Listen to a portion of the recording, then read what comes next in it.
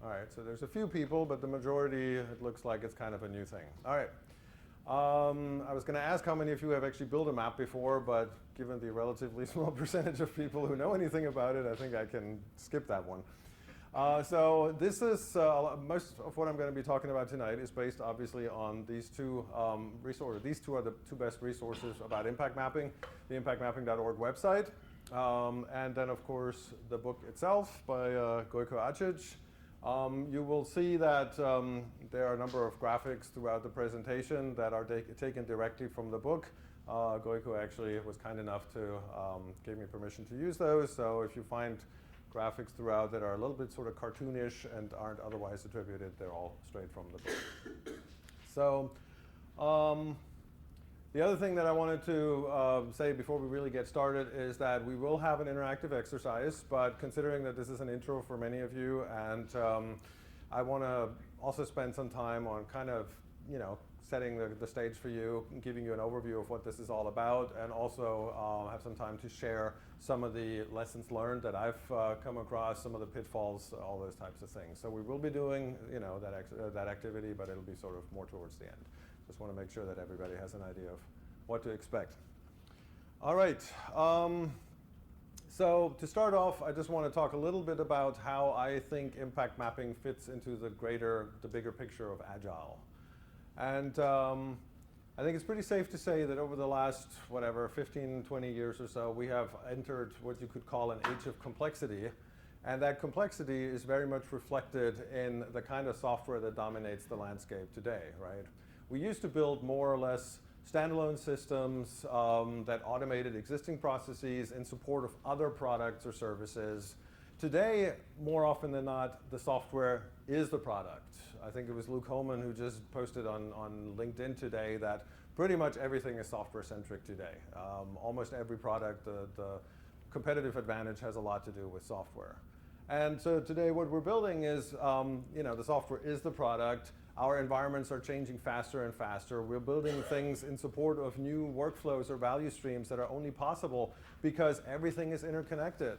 And more we're switching from software that facilitates human decision making to actually asking the software to make decisions for us. A lot of predictive analytics, a lot of machine learning. We're moving now into the realm where we're actually handing decision-making authority over to the software.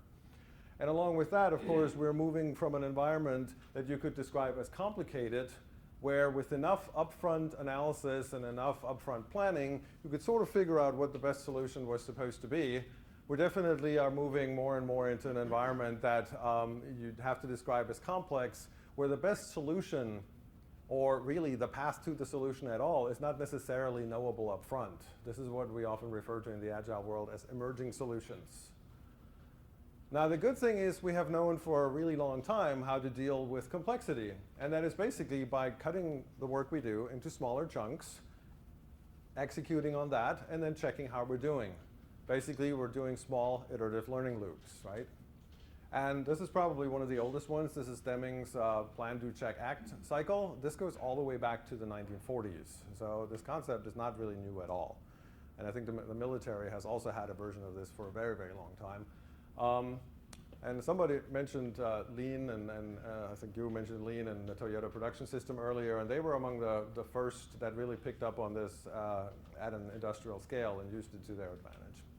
But the concepts have been around for a long time. And of course, more and more, we're also using this in software development. That is, to a large degree, what Agile is all about, right? If we look at our classic Scrum model here, how many learning loops are baked into this model? What loops can you see in this? Two? All right. Which ones? There's the daily Scrum, right? That is a loop where every day we check what happened yesterday and do we need to change our plans for today based on what happened, right? And then the bigger one, of course, is the sprint itself. And you could argue that in and of itself is actually two separate learning loops because we're learning both about the product and about the process. So you could argue that the entire Scrum framework consists of three learning loops. And I heard, I don't know, I think it was Craig Larman maybe, who said that Scrum is actually on purpose a very empty framework. we don't define a whole lot of stuff, right? There's, what, 3, 4 meetings and 3 roles and a few deliverables? But the things that are specified in the Scrum framework, almost all serve to reinforce these learning loops. Think about it, right? The meetings are all inspect and adapt meetings. The deliverables are outputs of those things. And that's it. So almost the entire Scrum model is about iterative feedback loops, which I think when that sort of sank in, it really emphasized for me the point that feedback loops is what Agile is all about at its core. Now, the problem is, of course, in many organizations, Agile is kind of something that happens mostly in the IT world, right? I mean, there are attempts to move it out of that, but in many cases, it's still a thing for the developers, plus the surrounding supporting actors.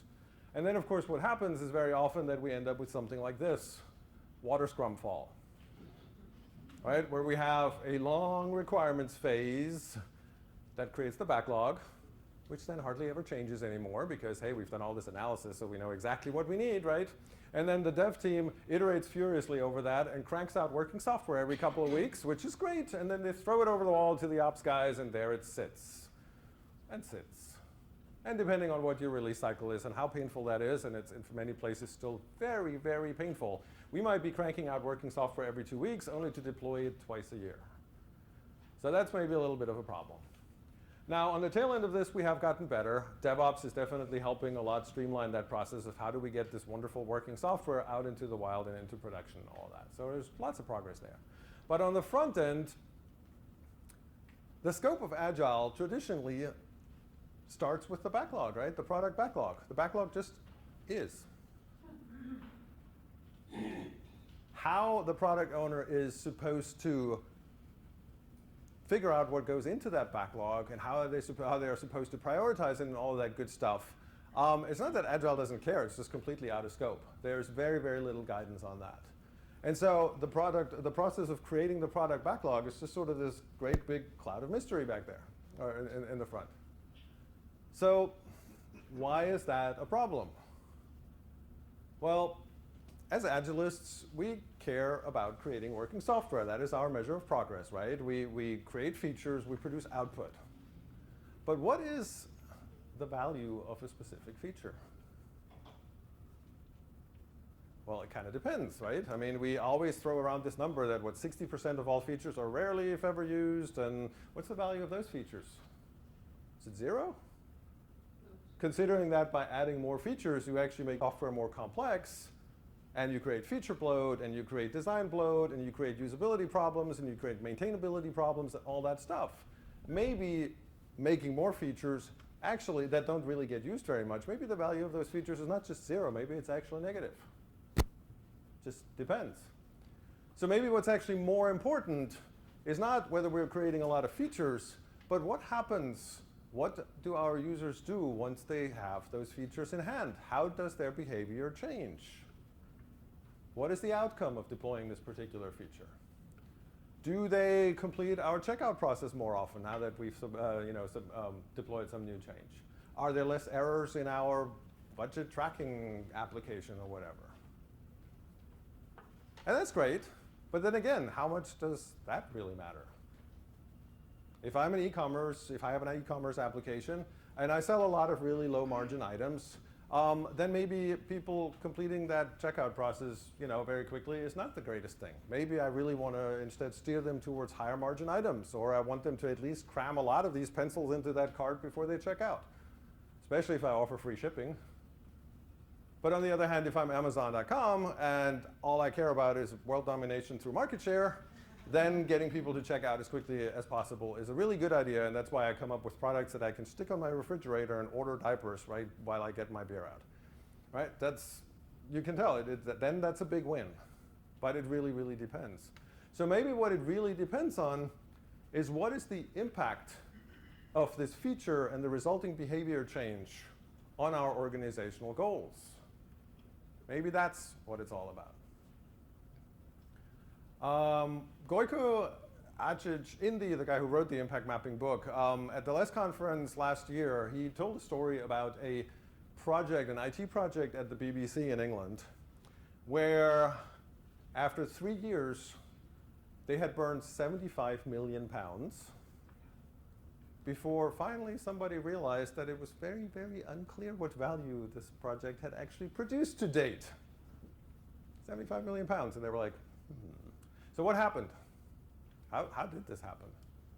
Well, it was, an agile project. They probably had burn down charts and velocity tracking, and were probably producing working software every couple of weeks. So for once, we can't blame it all on waterfall. Apparently, the product managers had used the iterative nature of this project to continuously redefine what it was all about. So every release, it was like, oh, we're after something else now. Goiko calls this squirrel-driven product management. Ooh, look at this wonderful nut I have here, isn't it? Oh, look at that one, that's even bigger, let me go for that one. Maybe this one, I can't decide. So the point here is that if you don't keep a very close eye on the value that your project is supposed to deliver, you can run a perfect agile project and still get yourself into deep, deep trouble. Now, the agile community has thought about this. On the left here, you see the traditional iron triangle of project management, which we should maybe really rename to the rubber triangle of project management, because things always sort of turn to be a lot more flexible when we initially sort of proposed, right? And the idea here is that we start with the requirements. This is everything that this thing needs to do. We fix the scope, and then we make estimates of how long it's going to take to get there and how much money that's going to cost. And that always works out well, doesn't it? Right? Yeah, there would be no agile if that had worked. So the problem is, of course, that we're making estimates at a time that we know very little about what this project is actually about. So, and that's, of course, why these estimates tend to be somewhere between bad and horrendous. So the agile answer to that is that, well, maybe we turn this whole thing around. And we start out and say, we're going to set aside a certain amount of money and time.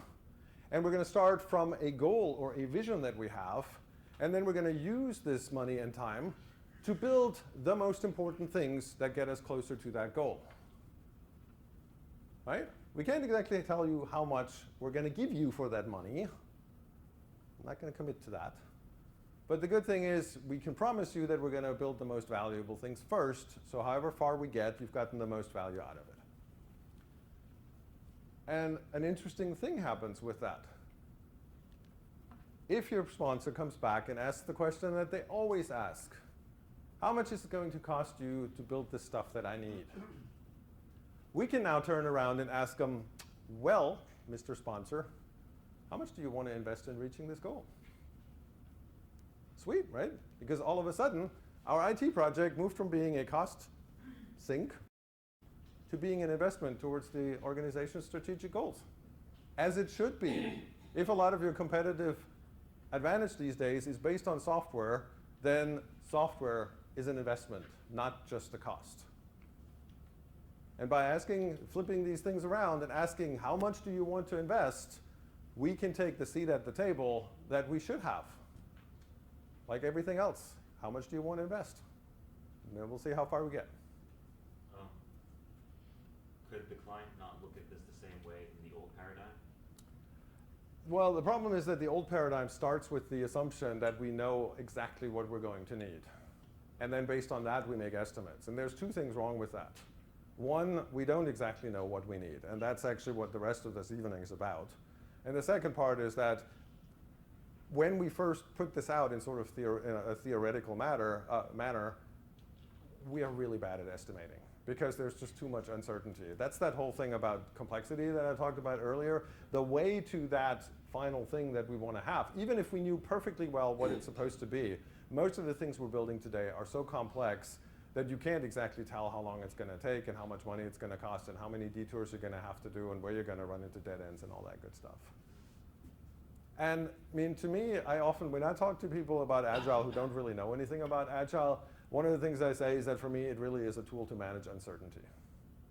You rather than trying to pretend that you can plan that uncertainty away and that you are in control of everything because you are Mr. Manager and you are in this position because you know how stuff works, We basically with Agile say, well, we know there's uncertainty and there's stuff going to be happening that we don't understand and that we can't anticipate, and we're going to plan for that because it's going to happen anyway. And what we do instead is be able, when that hits, we're going to be able to adjust as quickly as possible. Because uncertainty is just the reality of business today. And trying to stick your head in the sand and saying, no, no, no, I can make that go away, that is actually one of the main reasons why projects fail, in my opinion. I mean, right? Uncertainty is a reality of life these days. And yet it is so incredibly uncomfortable. Uncertainty is not nice. Nobody likes uncertainty because, I mean, basically, there was a podcast that the Freakonomics guys did a couple of years ago, and it was the entire premise of the show was that the 3 most difficult words in the English language, at least in a corporate setting, are I don't know. And that's true in most cultures, right? In most cultures, getting up in front of a table of, a conference room of your peers and saying, when the executive VP asks, so, how's this going to go? And you stand up and say, I don't know. Yeah, thank you. What are you doing here? Why did somebody make you a manager? You're clearly incompetent, right? And Agile basically says, yeah, it is true. We don't know. We're trying our best to anticipate it, but there will be course corrections. Slightly longer answer to your question than you were probably looking for, but to me that's actually very much, I appreciate you asking that because for me that's very much at the core of why Agile is, why we care about Agile and why we think it's more successful. So I don't want to derail your presentation, but I mean this is federal industry sitting in DC. Explain them we're going to help you invest in your features versus, give me an exact amount that it's going to take for a team of 10 people to deliver this product. And we run into that problem pretty much in every contract. And some federal agencies are getting smarter about writing contracts that allow for that. Others are trying to do it, but are stuck in contracts that require these sorts of things. The worst ones are where one function is done by one contractor and the QA is somebody else. And you can't talk to each other because otherwise it's not independent verification. Yeah, lovely.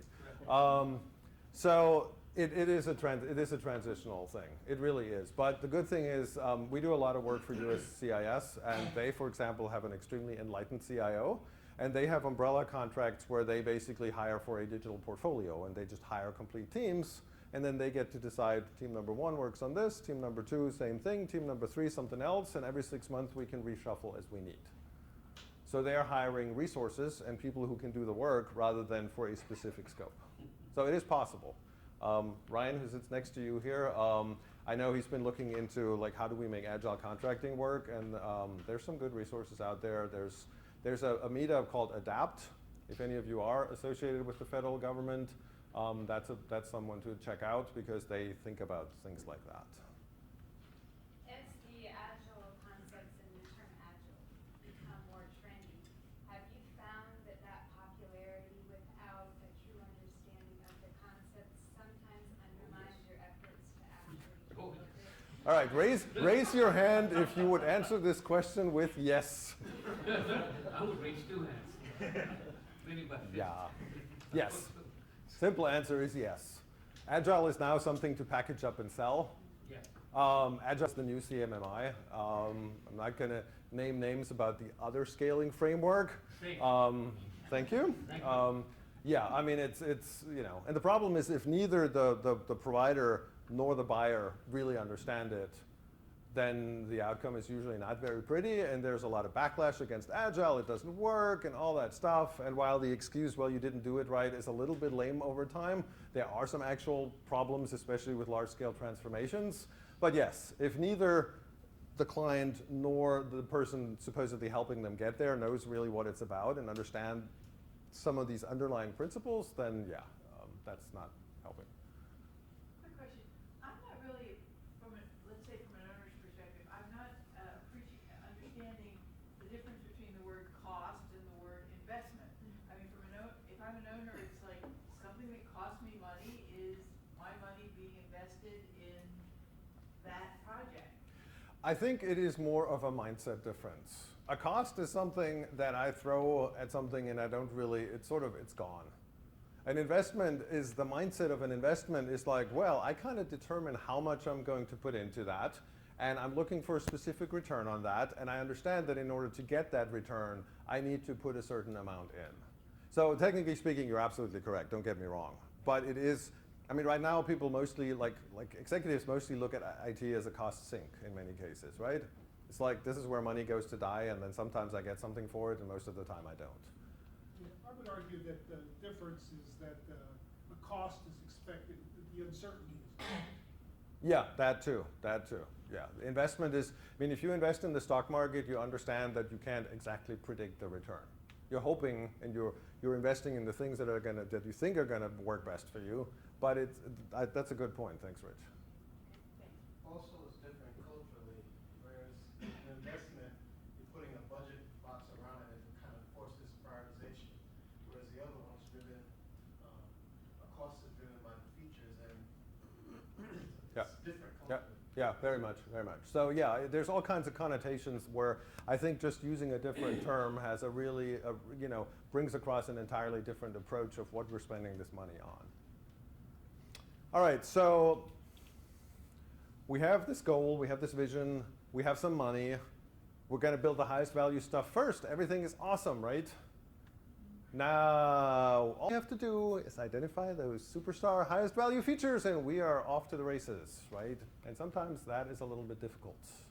And this is where impact mapping comes into play. So, what is an impact map? It's something that is done, at least the first one, the initialization of it, is done before Agile really starts. So it kind of addresses that cloud of mystery that I talked about earlier, right?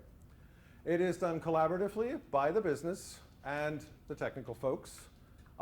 We want sort of seniorish people, not necessarily the ones all the way at the top because they generally don't know enough of the detail of how stuff really works. But we also don't want people who can't get out of the weeds, because at least initially it's more of a bit of a strategic way of thinking. We create a visual map, and that visual map expresses the shared understanding that gets generated from the collaboration of these different stakeholders.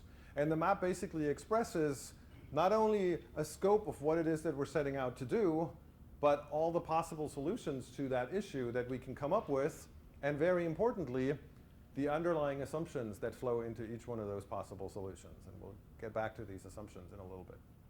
Right? So what does an impact map look like? Well, this is an example. This is sort of the super generic example. Impact mapping is basically a form of structured brainstorming. You see the map looks sort of like a mind map. You could also, structure-wise, it's also a little bit like a fishbone or an Ishikawa diagram, cause and effect diagram, if you're familiar with those. It's just sort of turned in on itself. There's an element of the 5 whys, right? Except we ask a different question at each level. So it's all very much about helping you structure your problem-solving approach. In the center of it all is the why. Why are we even thinking about starting this endeavor? What is the goal that we're trying to achieve? We want to have a single goal. Now there are ways of combining, 2 goals into one if necessary, but we really want to have a single goal if possible.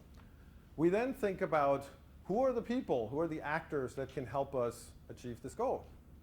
Who has an influence on that? For each of these actors, we think about how would they do that? How would they have to change their behavior in order to help us achieve our goal? And only at the very last level do we talk about what is it that we need to do to help these actors change behavior. So, and this is actually a very important point, it is a features last approach. So we don't start with the solutioneering like we normally do. Features are the last thing we talk about. And for those of you interested in that, you can tell that there's also an element of behavioral design in there, because what we're basically doing is thinking about how can we influence people to change their behavior in a way that is positive for our goal. Right. So overall, the goal of this map is, again, to create this shared understanding that we're always after between different types of stakeholders, and to help us form consensus around which actors and behavior changes we should prioritize and where we should start exploring first. That's sort of the overall goal. Are any of those, I don't know if it's the why, but are any of them external or is it all internal? We'll talk in a lot more detail, so I'm going to postpone that one. Is okay? All right, so here's an example from the book. The map is now flipped around. The Y is on the right side. And this example is basically about an online gaming system, or an online game. And the goal is to get to 1 million players. And there's different actors that can help us with that. And you can tell that the branch for the players is actually fleshed out a lot more than the rest of it, right? A lot more detail there. That sort of aligns with this agile idea of progressive elaboration, right? We put a lot more work and analysis and detail into those areas of the map that we think we're going to deal with first. So obviously a decision was made here that players are probably one of the first actor groups that we want to focus on. So at the center of it all, like I already mentioned, is the why. Why are we doing this? Why do we invest money and time? That is our goal. It works really well for milestone goals. So don't do something that's like the 5-year master plan goal, but like a 3 months, whatever your release cadence is, maybe a 3 to 6 months goal, because you want to make it short enough that you can react and that it's actually feasible and realistic, but big enough that there's some strategic value to it. So where does this goal come from? Well, ideally it comes from our mission or our project charter, because those are the things that are supposed to tell us what our project is all about, right? If we don't have that, usually people come with some sort of deliverable that they would like, because that's how most projects start. Somebody comes along and says, I would like you to build this. So what we can then do is basically turn around and ask them, well, why do you need that?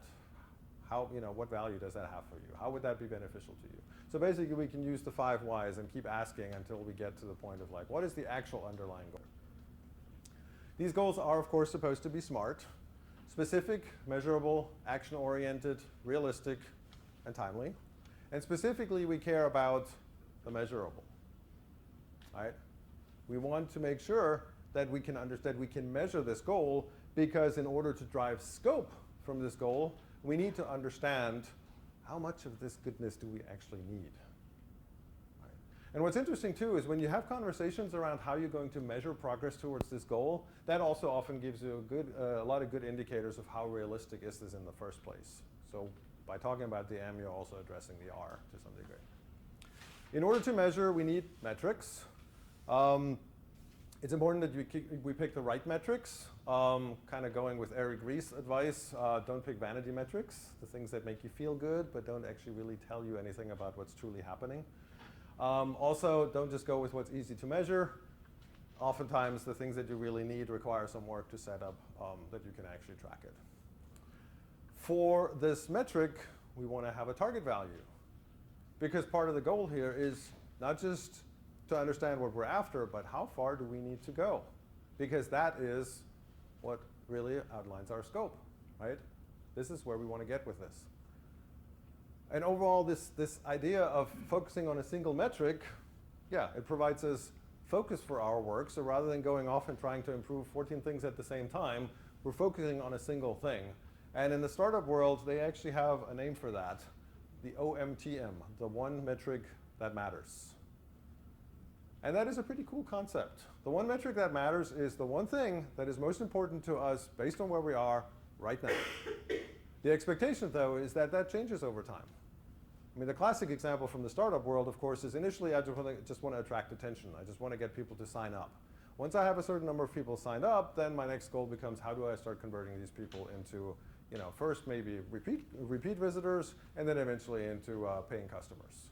So the one metric that matters changes over time, but at any given point in time, there's one thing that we really, really care about. And by doing that, we hopefully get the benefits of work in progress limits, thing we're always looking for, because that helps us deliver that value faster and not be distracted by other things. Any questions on goals? All right. So if these goals are more at a milestone level, then obviously they are not all really super strategic. So how do we keep track of the bigger picture? Well, one approach is that we can use 2 levels of maps. The higher level map starts with the overall vision, the really big goal, and then we can break that down. And there's different ways we can break that down. We can break it down by sequential, sort of a life cycle of this product, like I just talked about. Or we can break it down by maybe customer segments. Here's different groups that can all contribute to this goal, but we're going to address one after the other. I was just at a client this week for a session, and one of the things that was really interesting was that they realized they had a number of different goals, and they had real trouble agreeing on a single goal. And one of the things that was interesting was that it became apparent that they were all sort of part of the same goal decomposition pyramid. There was this big thing at the top, but then they had, they had a goal here, and they had a goal over here, and they were at different levels. And so we had to actually spend a good amount of time talking about what are the implications of picking a particular level of goal. You don't want to make it too big, because it's going to take you 3 years to get there, and that's too long. But the problem, of course, if you go down a couple of levels, what happens? You're eliminating the rest of the pyramid, right? So now you're focusing only on the stuff that is below that particular goal. So by going into a decomposition of this big goal that you have, you are already deciding that you're only going to look at one subset of all the possible solutions. So finding the right level of goal is a very important first start. It's a very, very, it was actually kind of a painful session because they were not used to, really going over this and saying, well, what is it that we're after? But it was sort of the necessary pain of it really revealed to them that they didn't have clarity on what it was that what they really wanted and how big that solution was that they were willing to consider. So very valuable exercise. Now, of course, we're getting a little bit into road mapping here, so I don't want to go a lot further, just a sec. But if you build a roadmap from these sorts of goals, what happens? Your roadmap is, all of a sudden, a series of business goals that you're trying to hit, and no longer a bunch of predefined feature blocks, which is how we usually roadmap. Right? Normally we say, well, in quarter one, we're going to do these features, and in quarter two, we do these. Instead, now we're saying, well, in quarter one, we're going to focus on engaging these customers more to increase revenue over here, and in quarter two, we're then going to turn around and get these people to buy more X. So it is a series of goals all of a sudden. But wait a second, there's stuff we know we have to build, right?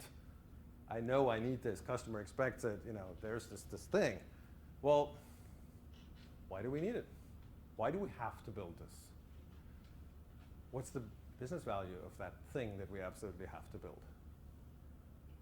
Well, if it is part of what is most important to us right now, it'll show up on our map. And if it has business value at all, it'll show eventually up on one of our milestone maps. But at that point, it will be truly prioritized by value because it'll support whatever the goal is that is most important to us at that point in time. You had a question? So I'm just curious as to how you scope this in a contract. Are you doing this consulting piece before you even start building, or are you contracting a building project? No, honestly, this is something that we usually do when we're there and when we have a little bit of trust build up, and when you start with something relatively small, they come in and say, I want this application to build, and you're like, okay, well, let's talk about why you need that and what else could we be doing about that. USCIS actually does these impact maps internally, and then the results of those flow down to the teams that work on these applications, including some of ours. So yeah, it does happen, but it's not, that's because they sort of set it up that way from the beginning. So the customer's still coming to you expecting, most of your customers, I would say, are expecting you to deliver a product. So they're not expecting this consulting. It depends. I mean, we also have contracts where they just expect sort of best practices. And that makes it a little bit easier and harder at the same time because the scope isn't really defined. So you can come in, and if they're open to that, you can talk about, okay, let's talk about your goals rather than just what features did you have in mind. And we've had some success with that. But I mean, it is a pretty significant shift in what, how people think about stuff. So often it requires a little bit of prodding. And often people do things sort of in between. I had one client where we decided that we, as the development team, actually in essence built the map without the customer there, based on the understanding that we had from the requirements and the conversations that we had had. And then we used the map more as a communications tool. It's like, here's how we understand what you guys want.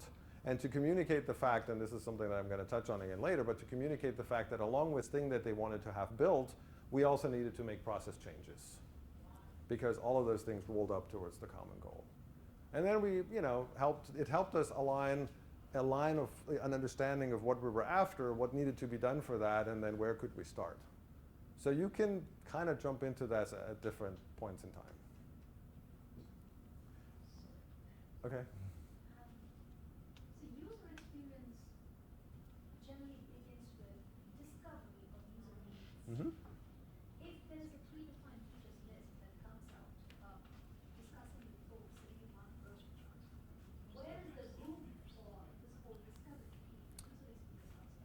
Good question. Yeah, there isn't. So let's move on and we'll talk about it a little bit. So one thing that I find helpful in this context is, sometimes there is something that we do have to build because some important customer or some high-level executive wants it that way. And those can be legitimate reasons. And so there's a concept called feature buckets that a guy called Adam Nash introduced that I find helpful to illustrate the point that we build things for different reasons. And of course, that sentence is ludicrous. Of course, we build things for different reasons.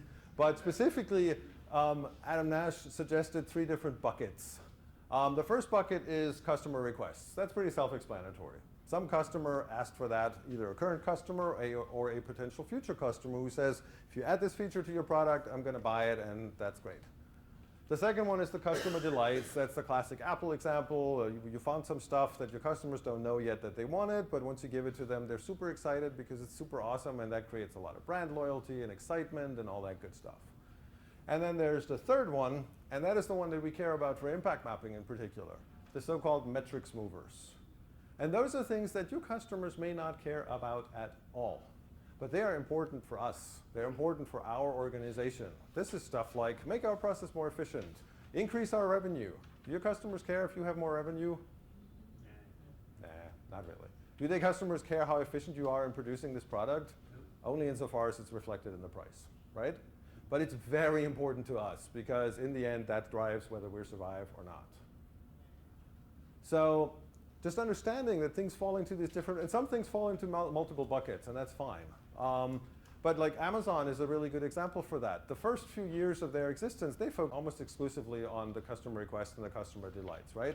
They made no money whatsoever. They built stuff that people loved. They refined that over and over and over, and it was great.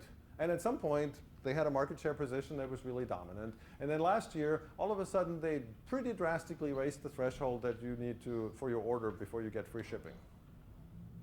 Was that a customer request? Probably not. I don't think anybody asked for that. That was a metrics mover. And specifically the metric of maybe we should start making some money from all the stuff that we're selling here, right? So that's a really good example of how they focused on the 2 left buckets until they didn't. All right, at the next level of our map, we ask ourselves the question, who are the people who can help us achieve this goal? Those are the actors. And there are actors who can support us in reaching this goal. Those are good to know. But there are also other actors. There are people who can actually obstruct or impede us from reaching this goal. And those are also important to pay attention to. Goico suggests 3 different types of actors. The primary actors are the direct customers or users of this thing, this workflow or value stream that we're concerned with, right? Those tend to be the people who help us advance our goal. And the next group is the secondary actors. Those are people who don't necessarily directly participate in this workflow, but they provide services. That might be the security folks, for example. And then the third group is the offstage actors. And those are people who are neither particularly, they don't participate in this thing, and they're not particularly interested either, but they're powerful enough to basically shut us down if we don't comply. Those are people like very powerful executives, maybe not even up our chain of command, but the other chain of command who are vying politically at some top level, and they want to kill this off because it makes their division look better. Or auditors, right? Federal regulators. If I'm building a product that has a goal that collides with federal regulations, I really, really want to understand whether it does or not. Unless I'm Uber, in which case I completely ignore it and just hope that I can create facts on the ground. And that can work too. But I'm sure they were relatively aware of that as a risk. Or maybe they weren't and they just got really lucky. Who knows? But yeah, so one thing that I've learned, and Goico is not very clear on that, but one thing that I think I have learned is that the primary actors are usually the people that help you advance your goal. Those are the participants in that workflow or value stream. Secondary and offstage actors, I would try to identify them, but then I would treat those mostly as potential blockers. And one thing, I had an interesting conversation with one of our coaches here the other night where we kind of talked about, for those people who could potentially block you, one good thing to look at is what is their lead time? What is the lead time for their feedback loop? If they can react to what you need within a week, agile, inspect and adapt, we're good. If they have a lead time of 3 months for a security review, agile no longer works because that feedback loop just got too long. So in that case, I would encourage you to do very traditional proactive risk management and try to anticipate what those guys need as early as you possibly can. And I didn't just say agile no longer works, but you know what I mean. We rely in agile sometimes a little bit too much on this idea, well, we can correct everything in 2-week cycles. We don't really need to do a whole lot of forward-looking risk management.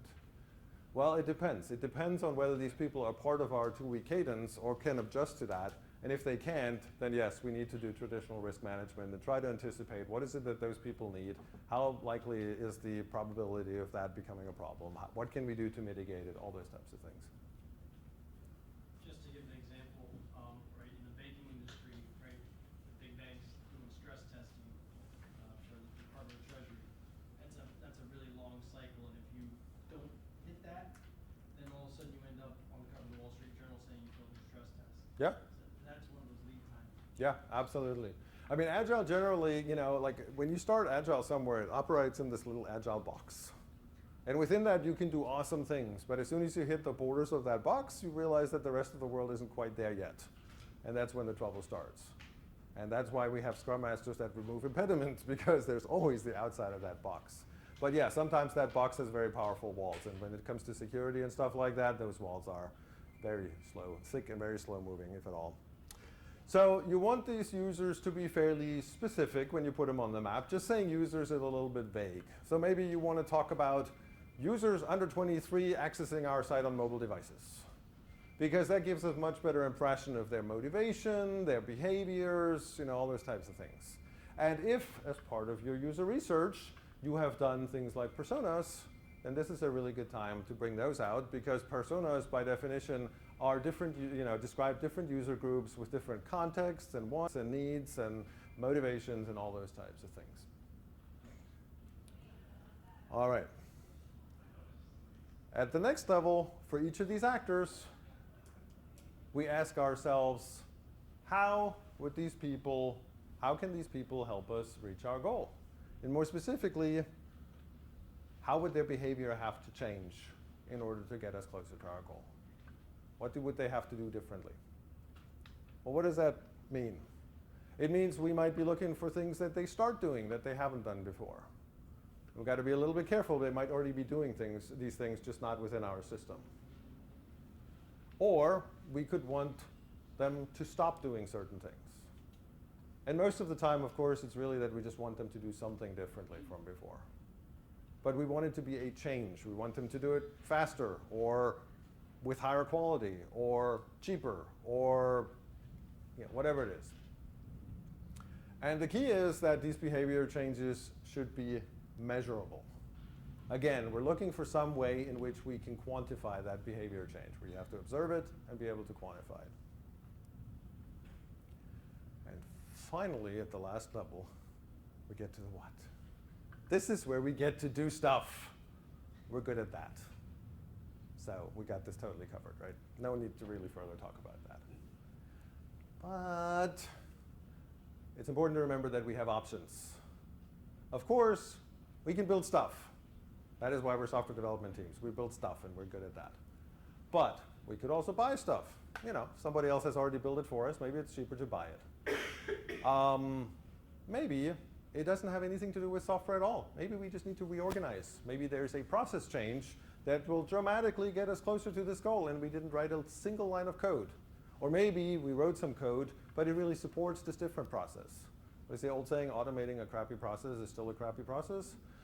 So yeah, this is actually one of the things I really like about impact maps. It gets people to think about, there is ways of solving problems that do not involve building software.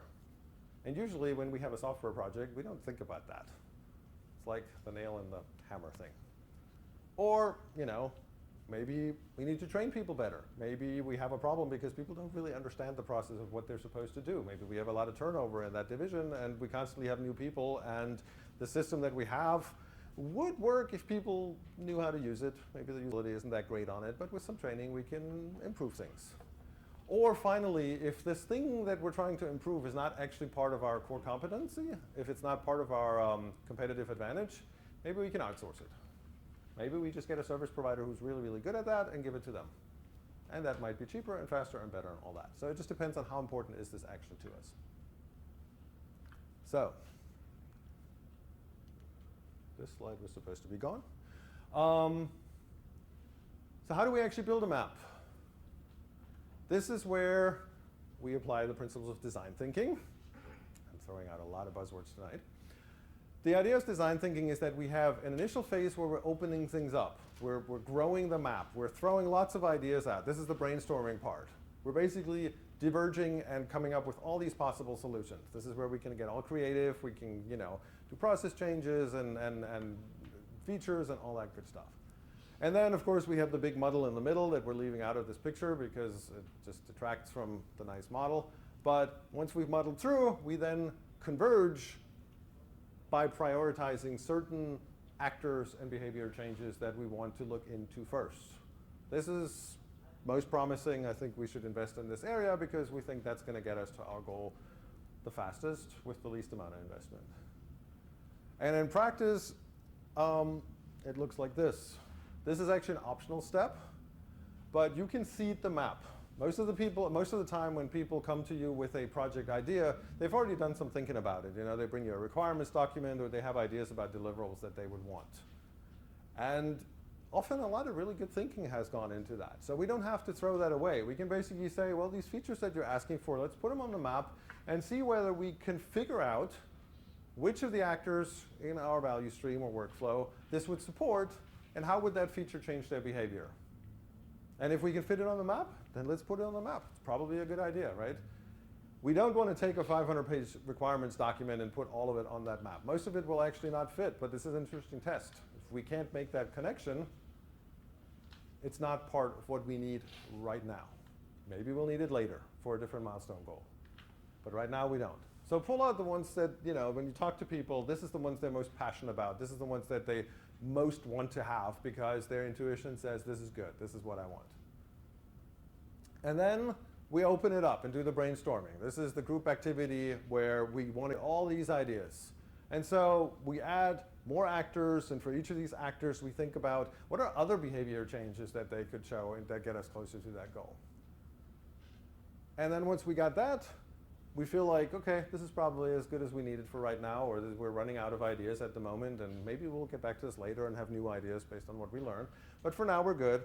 And then we can talk about, okay, let's prioritize. Let's say this actor over here, this group of people, this customer segment, this role in the workflow, whatever it is, we think they can make the biggest impact because we know that's where the problems are right now, the biggest problems. Maybe we did some sort of value stream analysis and figure out this is the big bottleneck. So if we improve things here, overall, it's going to get a lot better. And then we figure one of these behavior changes is easiest to do or least risky or most promising. And then we start thinking about, okay, for that, what are the things we can do? And then we'll pick one of those. And of course, the other, how do we prioritize? I mean, there's things like risk, of course. This is who are the people who can stop us if we don't address their needs? So those are things we might want to address first. Where could we be wrong about this causal chain that we're building? Where's the highest amount of uncertainty that is really, really going to undermine the entire value proposition for this product if we don't understand that? We could talk about who are the most important actors. Well, our main customer base is this, but really we're seeing, those guys are tapering off, and we really need to switch over to customers that use mobile devices to access our website because that's where the future is. So let's focus on that. That's where we think the growth potential is. Or maybe there's just some low-hanging fruit. That thing where everybody has always said, oh, if only we could, and it costs next to nothing to do, so yeah, let's just do it and see how far that gets us. So all the usual prioritization things apply. One of the things that Gojko suggests that is interesting is you can also use a grid, and on the x-axis of that is, here's the impact that we expect. And of course, we're guessing a little bit, but we think, this is going to be a big one, this is going to be maybe less, this one's actually negative. And then the other axis is how quickly can we observe the effect?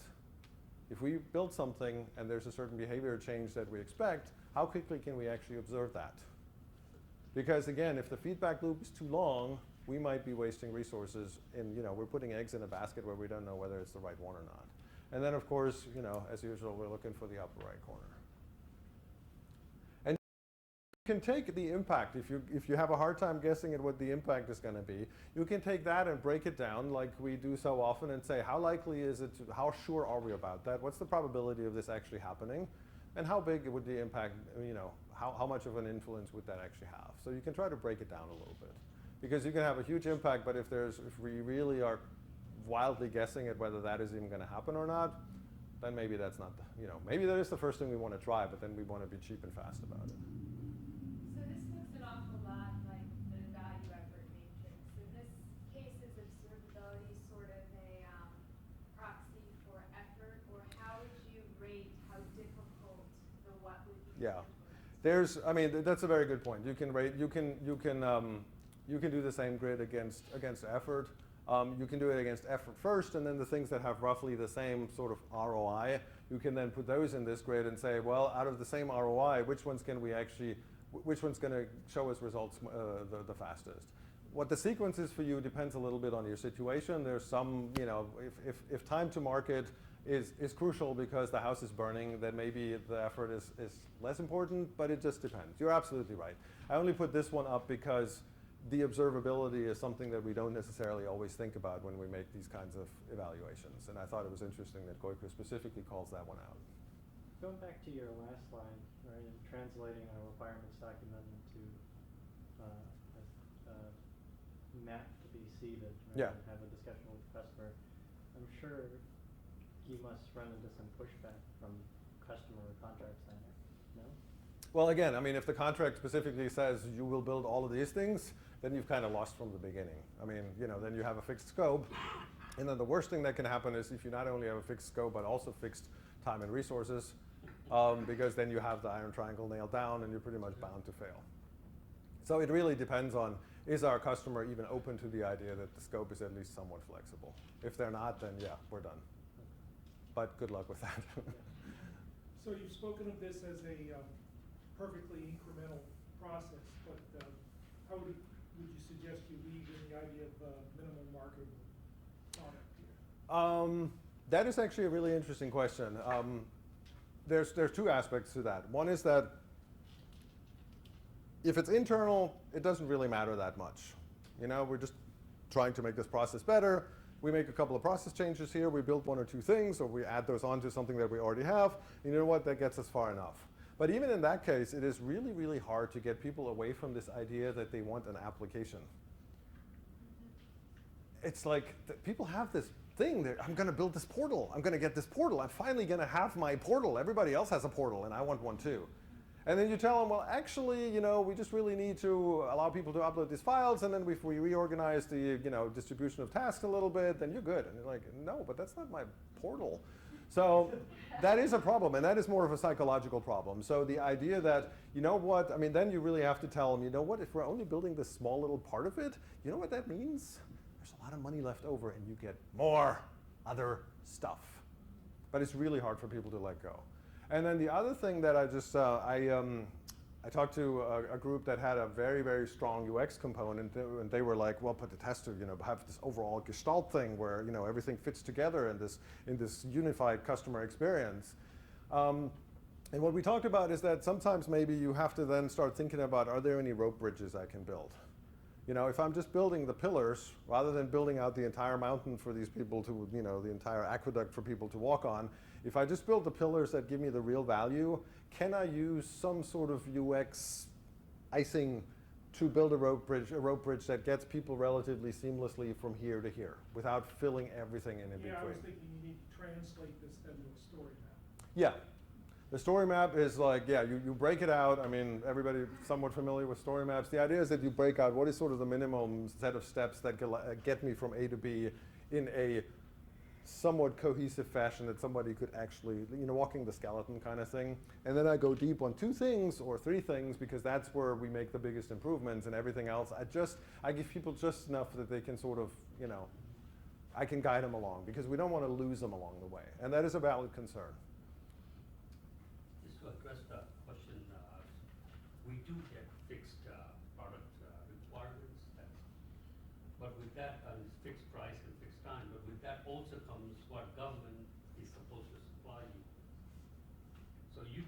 that is negotiation to your agile, sir.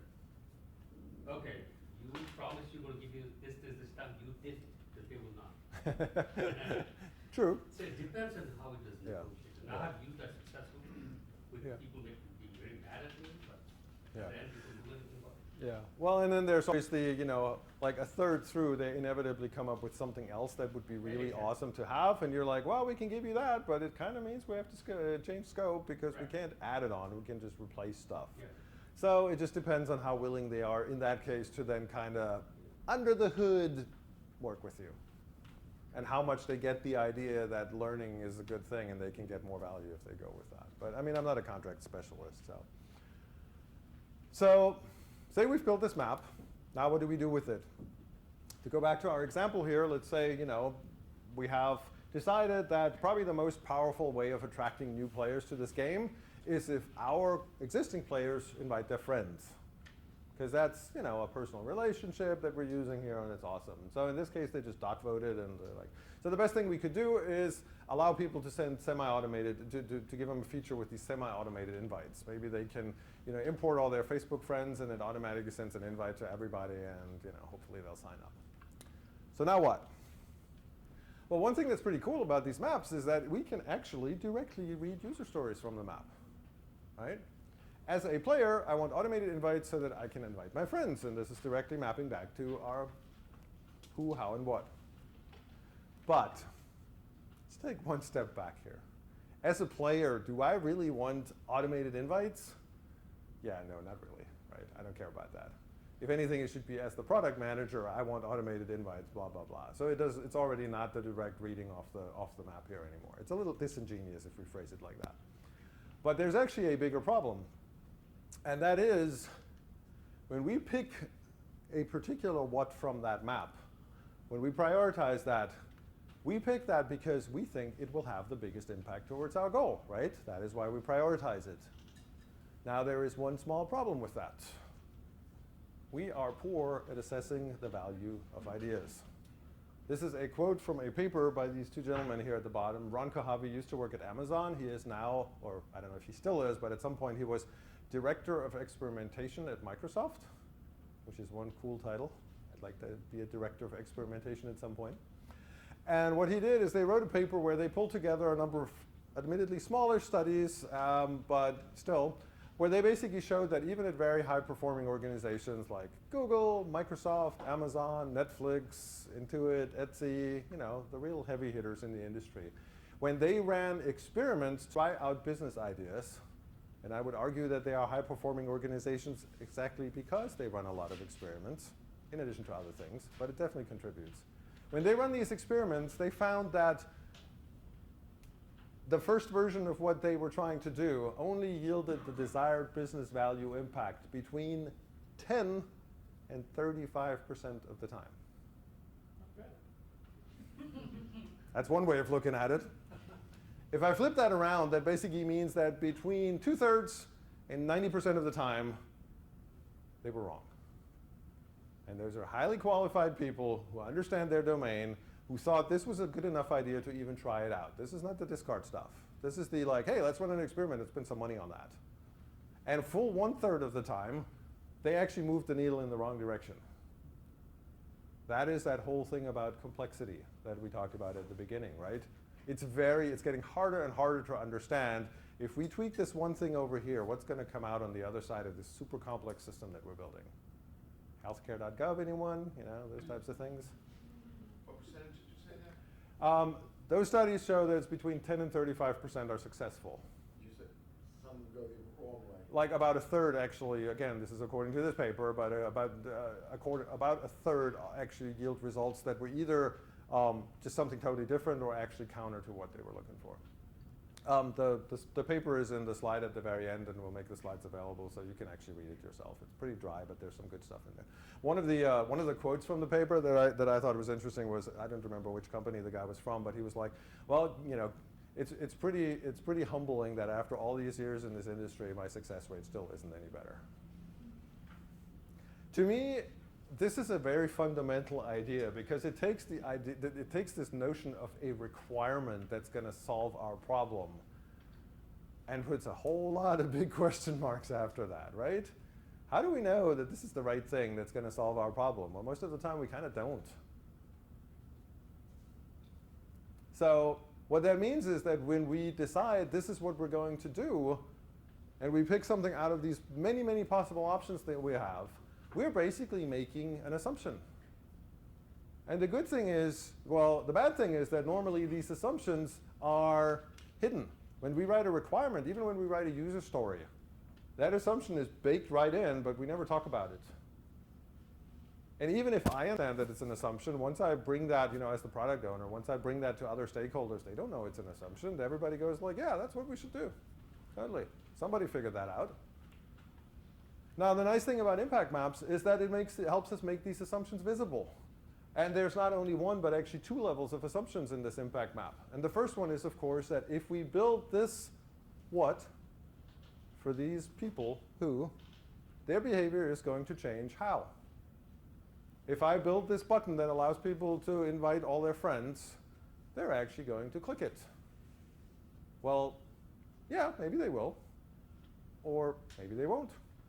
Or maybe some of them will, but not enough to really make a difference.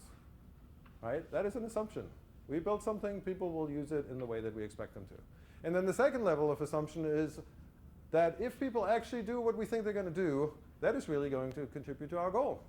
So here, basically, if this who changes their behavior in the way we expect, that will make a difference. So people click the button and invite all of their friends. Are those friends then going to come and sign up? Or is their Facebook feed irrelevant because nobody looks at Facebook anymore anyway? At least not if you're under 25. Or maybe there's just so much stuff going on that getting an additional invite is like, yeah, whatever. I have cat videos to watch. So we can look at this map and directly read these assumptions off of here. But now we have an understanding of the uncertainty. That's great, but okay, so now what? We know we're not really sure about it. Is there some sort of way we can test these things out before we commit to building it all? Well, I'm glad you asked, because there is something that comes from the Lean UX world, and it is called a testable hypothesis, and it goes like this. We believe that doing this for these people will achieve this outcome or impact. And very importantly, we'll know this is true when we see this market feedback or some other quantitative indicator. Sometimes it's not about a market, but it's about some measurable thing. If you look at just the upper part of that, does that look sort of familiar?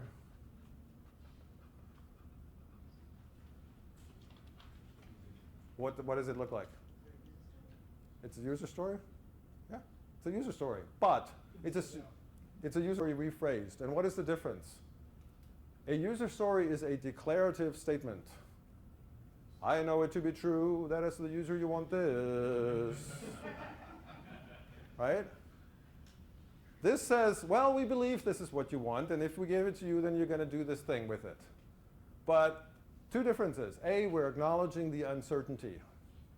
And the second one is we have now defined, how do we know that this is actually true? What do we need to look at to figure out whether this is correct or not? We have defined success criteria. Big difference. Now, am I saying that you should turn everything into a testable hypothesis? No. There's stuff you're just going to build. But you might want to look out for those things that are really, really fundamental to your value assumptions, to the value proposition that your product is supposed to have. The types of things where if you're wrong about that assumption, your product is no longer going to have the impact overall. It's not going to be interesting to your customer. It's not going to be competitive. It's not going to create the type of interest or market share that you're looking for, or the type of improvement, right? Those are the things that you want to pull out, understand what the assumptions are that are baked into this, and figure out how to test that early. And the good thing is, again, this ties directly back to our map, of course. We believe that doing this, what? For these people, our actors, will achieve this behavior change. And then we have some sort of measurable goal there. And talking about measuring, of course, the thing we really care about is the why, the big goal in the middle, right? The problem is that very often, that we want to measure that, but very often this big thing in the middle is what we call a lagging indicator. It takes a while to become visible. Market share, at the end of the quarter at best, and you add another 2 months until the industry studies are out. Increased revenue, yep, accounting will have that for you in 5 months and 12 days. So it takes a while, right? The good part is that there is something else we can measure, and that is the behavior change. And those things are leading indicators in the sense that we can see them almost immediately. If we build a web-based system and we put a new button in there, we have real-time feedback on whether people are clicking that button and what percentage out of the sessions that we're serving is that button being clicked. Now, does this get us all the way along our assumption chain? No. But it gets us halfway there, which is a lot better than what we're doing right now, which is usually just putting it out there, declaring that we're done, and moving on. Right? Even companies or organizations that do a lot of user research, that invest that time in trying to figure out what is it that our users want, what are they going to react to, what are they going to like, once they've decided, they build it and they move on. Very few of them actually go back and figure out, did that really do what we thought it was going to do? It's true, right? We don't close that loop. We're already happy if we're doing the research up front and don't just have the hippo decide this is what's good because I'm the boss and let's do it. Everybody know what the hippo is? Anybody who doesn't know what the hippo is? The highest paid person's opinion? I love that term. It's awesome. All right. So what do we do with that? Well, we built this thing, and now we can draw on a lesson from the Lean Startup. Basically, should we persevere, continue along that same route based on the feedback that we're getting, or do we need to pivot and try something else? So say we built this button, and none of our current players click it. Well, does that mean we should give up on it? Not necessarily. Maybe it's just that inviting your Facebook friends is just not what anybody cares about anymore. Maybe 5 years ago that would have been awesome. Maybe today what I need to do in order to get my players interested is create some viral content so they can send bunny versus cat cage fight to their friends. I don't know. I need to brush up on my memes. I'm sure that's like anyway. But so we don't know. Well, what if all of our players click that button and we get no signups from it, or 3 people sign up? Ooh. Then what? Does that mean that the idea of that maybe the idea of people inviting their friends just isn't that powerful as we thought? Well, maybe. And then we could focus on advertising or something like that. But maybe it just means that, yeah, it's great that friends get their friends to sign up, but maybe the way to convince those friends to sign up is not with some lame invite. Maybe we need to create viral content of bunny versus cat. I don't know. The thing is, it's not always clear cut. This is not a science. It's still, we still have a need for product researchers and product managers and the people who have that sort of intuitive feeling of what works and what doesn't. But what it highlights is the fact that we need to be able to test these things very quickly and very cheaply, because we might potentially want to iterate through a whole bunch of them. But now we're doing it systematically, and we're doing it in the priority of what we think is going to be successful. And the nice thing is, this map is lightweight enough that as we learn more about it, we can revisit this map and say, you know what, this branch, snip, not working, let's cut it off. We'll leave it here so that we know what we had, but then we'll get rid of all the details. And instead, we're going to elaborate on something else now. Or we have milked this particular branch for all it's worth, and it's gotten us 60% of the way there, and that's awesome, because this was cheap. But we still have 40% to go towards our goal. So we have to find more. Okay? So the idea is that this gets updated over time to incorporate this validated learning that we're trying to get here. Lean Startup buzzword. It incorporates, this brings together a lot of really interesting concepts that have sort of emerged over the last few years. All right. Let's build an impact map. I have a scenario here. How are we doing on time? We have a little bit. All right, so your relevant CXO comes with a request to rebuild your homegrown online recruiting site to make it easier for people to submit their applications and for the recruiters to track them. You look at the requirements document and start asking questions about how these features would be useful and why we need them, and eventually you get to the core issue. your medium-sized company is growing fast and you desperately need to hire more people, and soon. Web analytics show that many applicants drop out somewhere during the application process, and so the CXO wants to address that. And after talking to recruiting, they also had some complaints of how hard it is to do their job with the system, and so some of their ideas were added as well.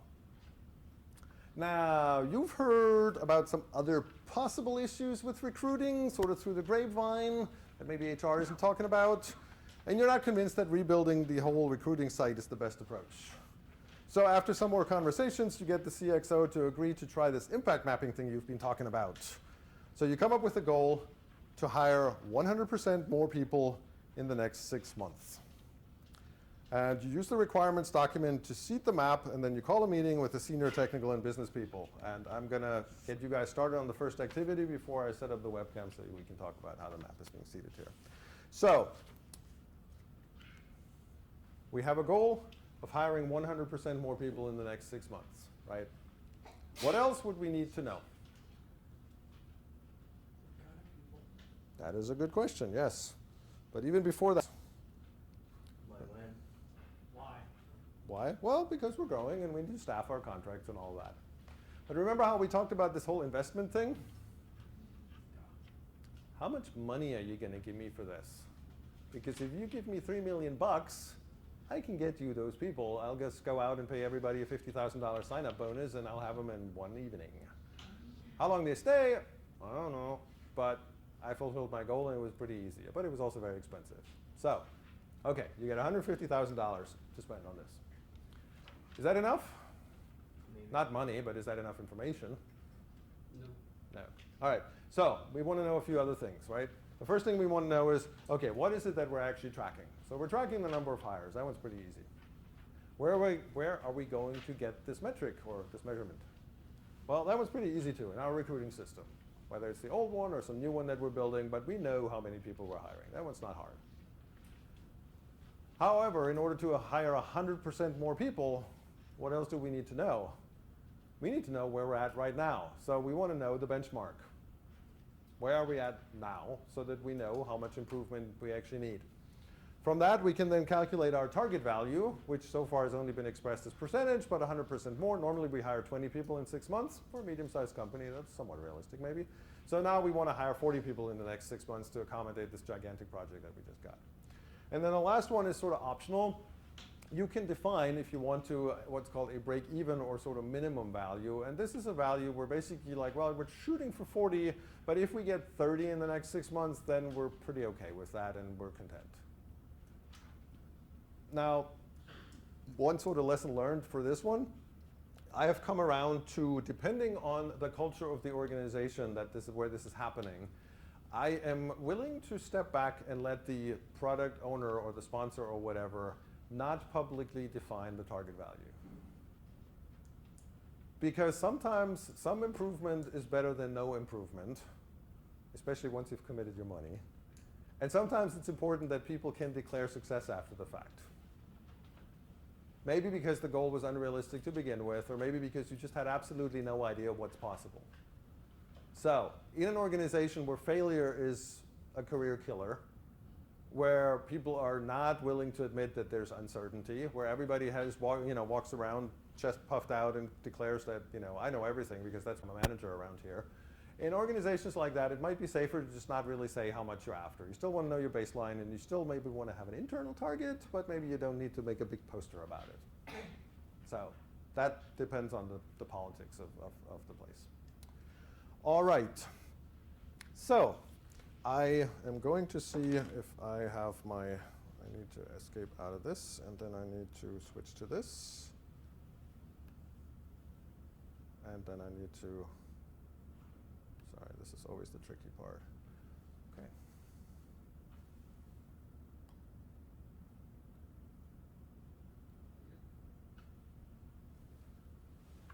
Reasonably okay. I'll fiddle with it a little bit while you guys are busy. But so this is, I've seeded the map, and at the goal here, in the middle here is our goal. Hire 20 more people in the next 6 months. And I've put the two actors that have already been identified, HR or recruiting, I've just kind of thrown them in the same bucket, and the applicants. And the applicants could pretty please complete more applications, right? And the way we think we're going to help them do that is by improving the usability of the site. And for HR, well, they tend to keep track of our best applicants and not really follow up on time. So the things that we want to do for them is that, A, we want to give them a report that sorts these people by the initial assessment that they did. So we know that the ones that got the best initial assessment are at the top and are probably getting attention earlier. And then we also want to allow them to set different reminder intervals so that if it's someone that we're really interested in and you haven't touched base with them in 2 days, you get a reminder. And for the people that we may be a little bit less keen on, we can get a reminder after a week, right? Those are the ideas that HR had. Is that the only things we can do? Probably not. So there's different ways of how you can do this in an actual session. If it's an organization where you have a lot of hierarchy and it's not a particularly safe space, then you probably want to have people sit down and write silent stickies or silently write stickies like we do at Retros and stuff like that, right? We are all great friends. We know each other. We're perfectly safe here. So what we can do is we can just call out stuff. It's brainstorming. So who has some ideas for other possible actors that could help us contribute to this goal? By doing something, by changing their behavior. Hiring managers. Hiring managers. Okay, what else? Current employees, right? Accounting/finance department. Okay. Out of order of HR application. Huh, okay. How would they have to change their behavior?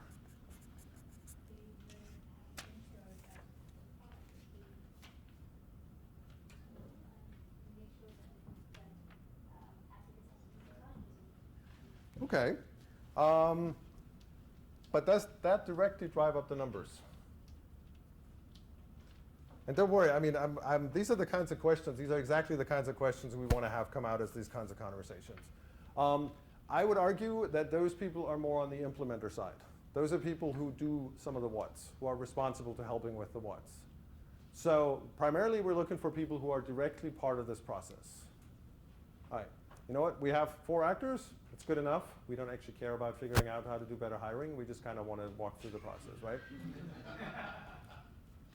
Sometimes when you do this stuff in like small groups, people will have like 15-minute fierce conversations about whether HR is better suited for this than, you're like, people, we're not solving this problem actually. Man, it's like, sometimes it's really. All right, any other suggestions that we want to put on there? Are you good enough? Are you good with 4? 4 is good. 4 is good? All right.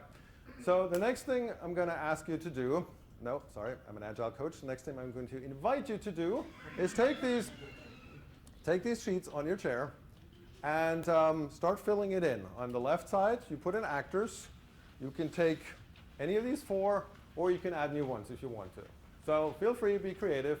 And then think about how would these actors have to change their behavior to help us hire more people. All right?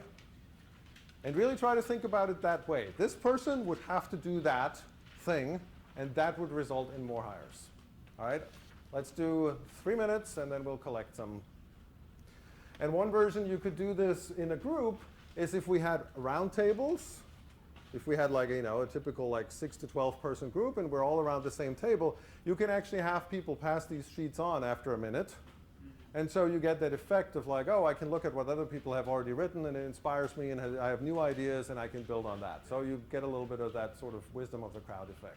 We can't do that because there's too many empty seats and all that, and at the end, they would just drop off the face of the earth.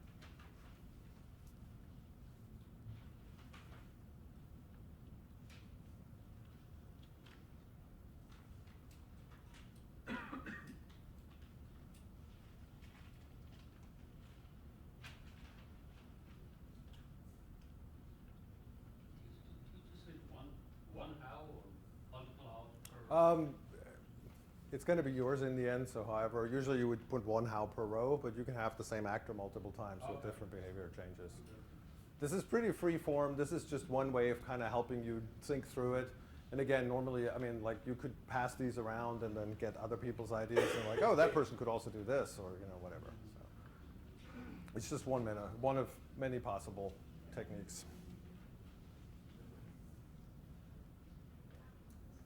We're just putting applicants in how they would speed it up, right? We can put, how would the hiring managers help us, you know, hire more people? What would current employees have to do in order for us to hire more people? Either way. Either way, whatever gets your creative thinking going.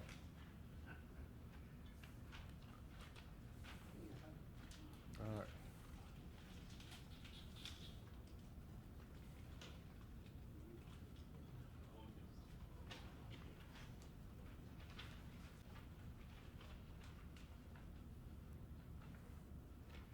All right, this is awesome. I see a lot of you really like looking at these sheets and thinking hard. This is great. You're taking this serious. I love it. Thank you. That's great.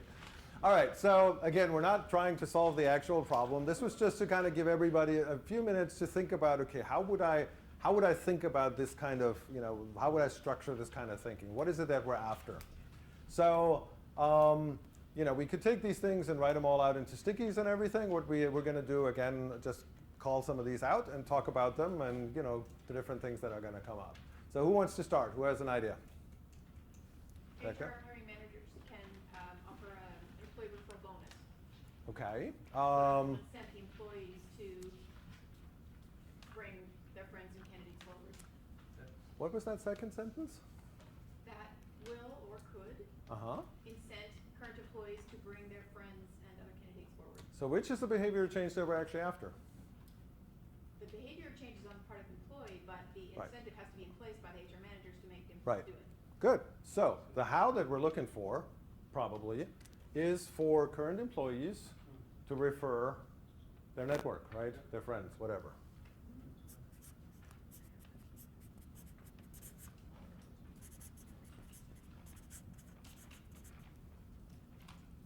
And you already touched on the next level. What is it that we, as an organization, could do to help our current employees change their behavior that way? Number one, offer an incentive, and number two, hold mini town halls to actually communicate the skills they're looking for. Okay, so we could. Or whatever, you know, communication vehicle that will actually get in front of the employee. Right. So for one, we could have referral bonuses, and it depends a little bit on our situation. If we never had a referral bonus, then offering a referral bonus at all, you know, could potentially have a pretty good impact. If we already have a referral bonus, do we think about raising it? Do we think about raising it only for certain types of positions?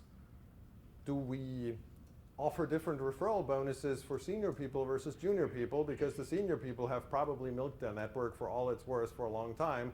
So if we want more from those guys, we're going to have to convince them to, in the long run, go to more meetups and carefully build up a new network. The guys that we just got straight out of university, they can refer all of their roommates, and we don't have to pay them a lot because, hey, they're young, they do this for less, right?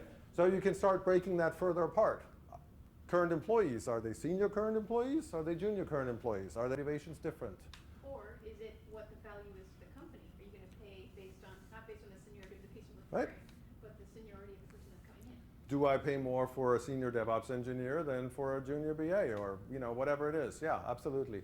But see, what the first thing that happened is we already said, like, maybe current employees is actually not the right actor. Maybe we need to break that out into senior employees and junior employees. Maybe we need to break it out into software engineers versus, you know, different. So this is part of this is a very good one. This is part of this. Those are the types of conversations we want to have, because what we're doing is we're breaking things further apart, and we're understanding that the more specific we are about the users, the actors that we have on here, the more specific we can get about doing targeted things that are good for that group and maybe not for others. Okay, great example.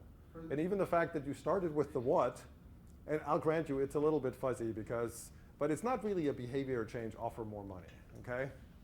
So one way you can keep this thing, you can get sort of past this, like people will get the what's in the house mixed up all the time. That is totally natural.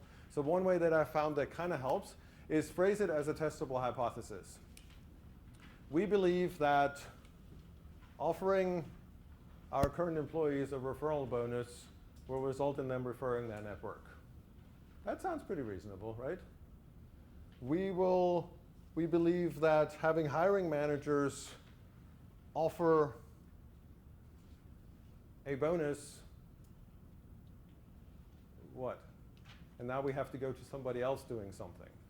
You know what I'm saying? The noun changes. It's no longer about the same people. The behavior changes now in someone else, because the behavior changes over here. So using that testable hypothesis phrase is a good way of testing. Am I talking a what or a how? And if it's a what, then what is that supposed to do? Why would we do that? And who do we think that influences? Okay? And this happens all the time. So don't, totally, like this is the first thing that always happens. But using the testable hypothesis phrasing of it, if that sounds right to you, then it's probably a good hypothesis. If there's something off, or if all of a sudden the person you started with is no longer the person who's changing their behavior, or who's, where we expect some outcome, then it's probably that you're talking about a what. And you started with the implementer.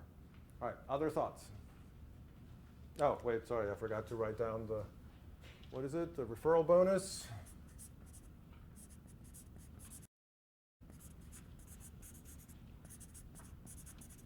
And you said just offering better information than people even know what we're looking for.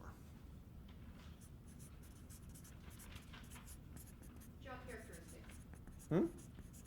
Job code. Okay. All right, so job fairs. What would a job fair? That's another what potentially. Let's go somewhere else. Who else has an idea? Go ahead. So it's a good thing that you mentioned the whole hypothesis thing, because then I refreshed it. I originally had it for hiring managers, but I think it's more for HR, but it says if you can provide HR faster same-day, one-day turnaround feedback on interviewees, it's going to allow them to move the interviews faster through the process. Okay, so now we're basically saying that. I had it for hiring managers, that if they were providing faster feedback. Okay, what's the behavior change we want to see? But I think it's more for the HR if they get that. Okay, but whose behavior are we changing with that? The hiring Hiring managers. managers. I think that's exactly what I had. All right, spell that out for me if you don't mind.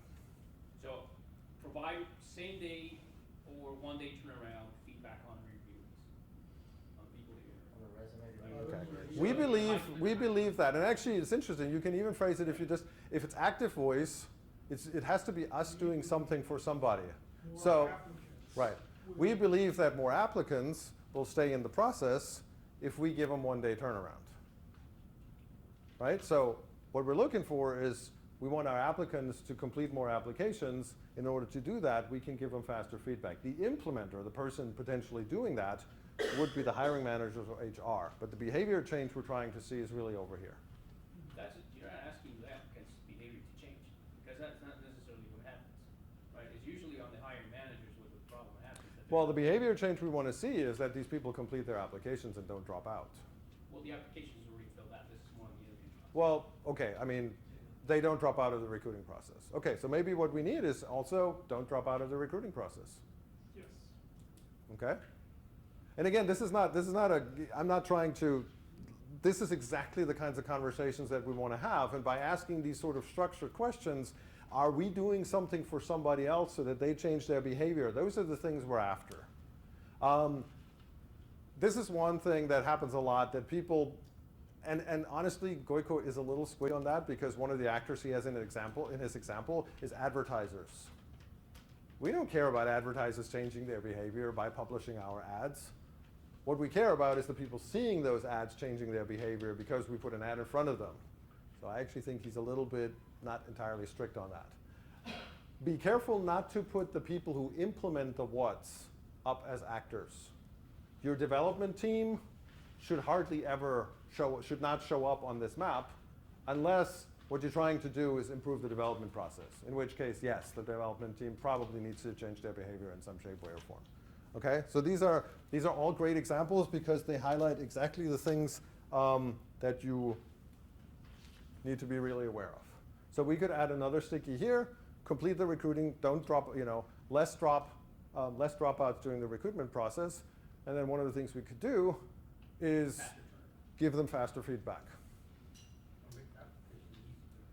Yeah, we could, here, improve usability. We could have, maybe don't ask them for too much information until we've actually given them some indication that you're through the first gate. No, I'm not going to give you my social security number until you've invited me to an interview. Which is really weird, because when you write the software story, it looks like a feature for the hiring manager, but it's actually trying to get the Yeah. effect on the applicant. Yeah, and it might, in this case, it might just be a process change, I mean, obviously, providing a referral bonus is not a software feature. And yet it might be a lot more powerful than than fiddling with your software over here. And this is exactly the power of the impact map, that it makes us consider process changes, policy changes, software features, external services we can buy, all this other stuff, right? It's not all about building software. What we're trying to do is reach the goal. How we get there does not matter. It's just that we want the cheapest and fastest way to get there, so that we can move on and spend whatever money is left on the next thing that's important. All right, so those are all great, great examples. Honestly, you guys managed to sort of cover all of the points that I really tried to bring out during this exercise in 2 or 3 examples, so you are an extremely efficient group here. So I appreciate that. So in the interest of time, I'm going to talk through the last couple of slides that I have. But obviously, you can't simulate a full impact mapping session. A full impact mapping session takes hours. But hopefully, this gives you some of the ideas. If these are the kinds of questions, this is how we want to dissect these things. These are the kinds of patterns that we can apply, whether this is at the right place in the map. Talking about, do we need to break our actors into subgroups? And you can be creative. You can take this and then just add like sub-actors to that and break it out, so you can do like the inheritance thing and all of that. This is not strict. Whatever works for you works for you. And that's why you want to do it on whiteboards and with stickies, because you're going to be doing a lot of moving things around. So we already read one of the hypotheses off of it. We basically said that, yep, we believe that giving current employees a referral bonus will have, entice them to refer their network, and that will hopefully help us with getting more employees. So that is how you end up talking about this map, creating this map. And as you do that, people all of a sudden have a shared understanding of like, okay, this is what we're trying to do. These are the different options. And you know what? This one is actually probably cheaper and faster than building software, because we can put a referral bonus out tomorrow, and hopefully people will start bringing in their friends the day after, right? So maybe that's a lot faster than spending 3 months on updating the system. So let me go back to this and this. Is this a front-end analysis, the building a value stream? So it seems overlapping. I think understanding the value stream, or at least your workflow, is not a bad exercise to do before you do this, because it helps you identify actors. And by the way, Goiko has some really interesting activities and games and other facilitation techniques, both in the book and on the website and in a bunch of different articles. When people have problems finding actors, there's a game for that. There's something that he published that's called the Trump Card Game, where you basically people write out as many of these actor and behavior change combinations, and then whoever has the most ideas for the actor, so it wins, and it's gamified and all that kind of good stuff. So there's lots of other things you can do. That's sort of Impact Mapping 201, so not part of an intro session, but there's definitely a lot more material. You're not stuck with just these sort of basic techniques. All right, so we talked about this. Here's a couple of lessons learned. This is some of the sort of painful stuff. The first one is, do not try to build your first impact map with your senior stakeholders in the room. It will not end well. There's a lot of sort of little subtleties to this process, and senior stakeholders tend to get very upset when there's these little things where you're like trying to figure out on the fly, how do I decide whether this is a what or a how? How do I get people away from jumping straight into the solutions all the time? Practice this with your team, potentially like with people that you feel comfortable with, potentially try to build the same impact map that you want to build with your senior stakeholders. Build it in a small group. You will have some anticipation of the conversations that are going to come up. Is somebody going to inevitably suggest that hiring managers offering a referral bonus is the behavior change? You will already have had that conversation, and you have a much better handle on how do I get people to sort of understand these subtleties. So yeah, don't try it first time, don't try it with your senior stakeholders. The second one is, we just talked about that, distinguish your actors from your implementers. If it is the person implementing that thing, that what, they probably shouldn't be on the map. It is the person who is impacted by that change, the person whose behavior changes because we did something. Passive voice. We believe that by doing this, us doing this for these people will change their behavior. Use that sort of phrase to figure out whether you're on the right level. Again, using the hypothesis format to differentiate what's from hows, we just discussed that. There's another one here, a really good one. Always ask, how do we measure this?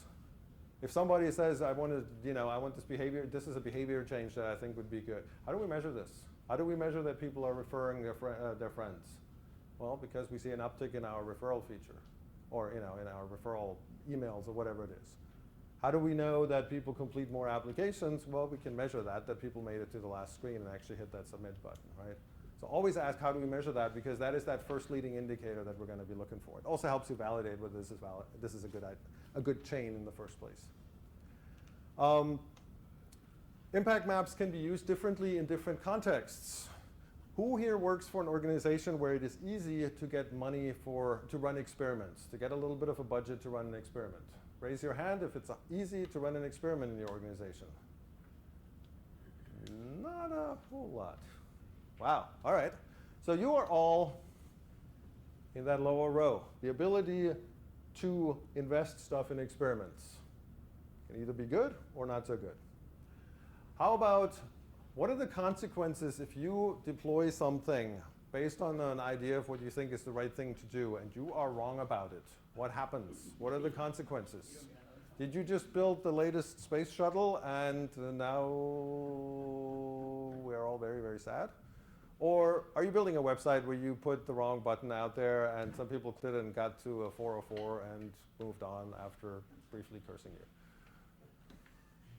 So, raise your hand if the consequences of being wrong are very, very grave and bad and important. Okay? That's 1, 2, 3. Okay. So the majority of you are sort of down here.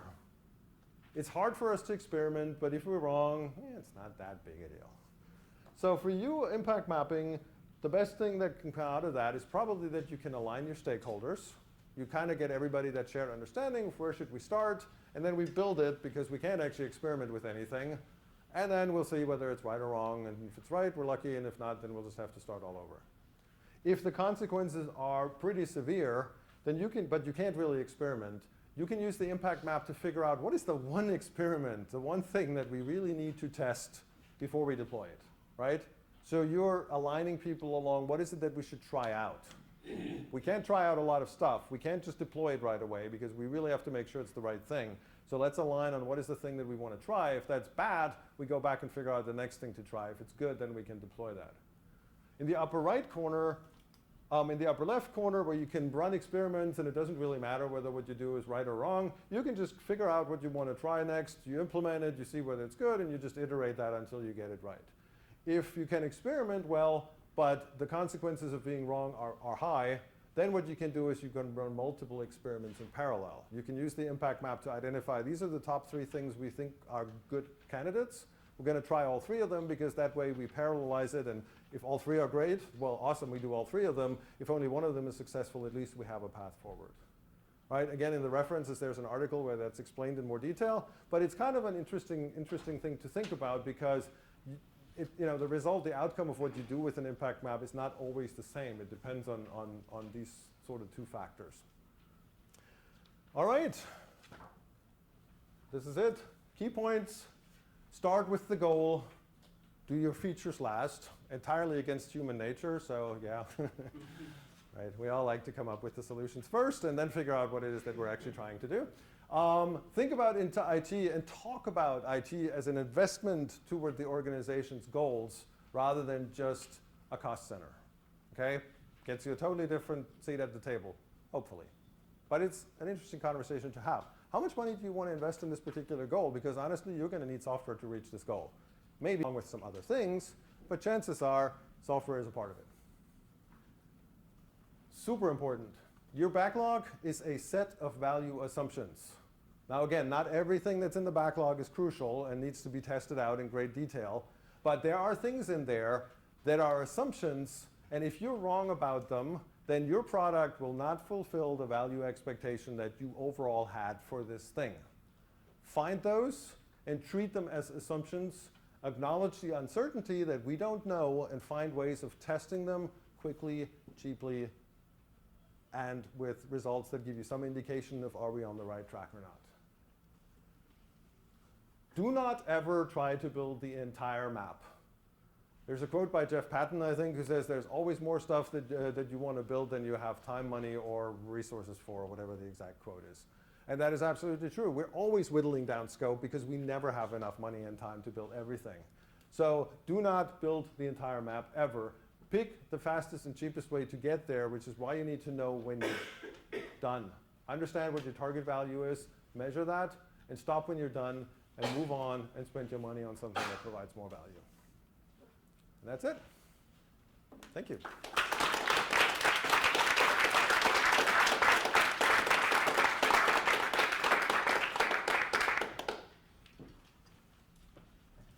All right. So first off, a big thank you to Matthias. I have no idea if that's good. Awesome. Craft cider. Big thank Craft you again cider. to Excella for sponsoring the event. And then a big thank you for coming up tonight, especially those that are first timers. We hope to see you again in the future. Lastly, we have a drawing for an Agile book, Scrum Shortcuts. Matthias, if you'd be able to All right. pick the winner. Okay. Mark. Me? Yeah, Mark Grove. All right.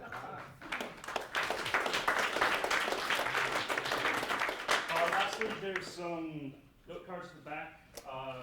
Any feedback you want to provide, green, you did great. Yellow, some ideas for improvement, and red, really missed the mark. Feel free to let us know. We always have too much pizza. Feel free to take it. Nobody will judge you. I'll be very appreciative, actually. Again, we hope to see you in the future. Thanks, guys. Thank you.